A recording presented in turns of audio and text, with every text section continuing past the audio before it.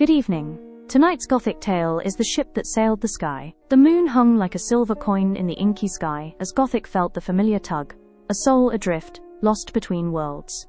Tonight the call was different, echoing with the sorrow of many. A phantom ship, they said, sailed the sky.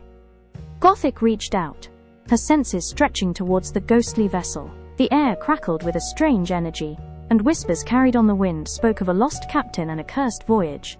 The ship needed her, but why? Drawn by an invisible thread, Gothic stepped into the twilight realm. The world shimmered and faded, replaced by the cold, ethereal deck of the phantom ship. The scent of saltwater and sorrow filled the air. Before her stood Captain Silas Blackwood, his spectral form flickering like a dying flame. "Help us," he pleaded, his voice a mournful echo. "We are trapped, bound to this cursed vessel." Gothic, with her keen senses, perceived the truth hidden beneath the captain's words. The curse wasn't just on the ship, but on the captain himself, burdened by a hidden guilt. What was his secret? She delved into his memories, navigating the corridors of his past. A fierce storm, a desperate decision, and a hidden treasure chest.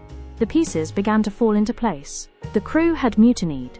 Blackwood had chosen to save himself, leaving his crew to perish in the storm, all for the allure of gold. His guilt had chained them all to the sky, an eternal reminder of his betrayal.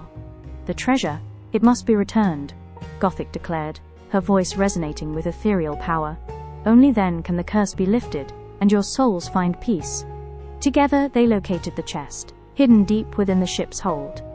As Gothic touched the cold metal, she felt the weight of greed and despair emanating from within.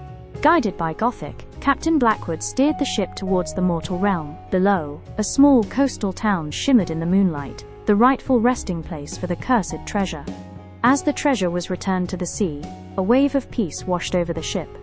The spectral forms of the crew faded, their long-awaited rest finally at hand. Blackwood too began to dissipate, a faint smile on his face. With a final whisper of gratitude, the ship vanished, leaving Gothic alone under the moonlit sky. Another soul at peace, another shadow walked. Her duty was far from over. We do hope you enjoyed tonight's tale. Please like and subscribe to hear more of them.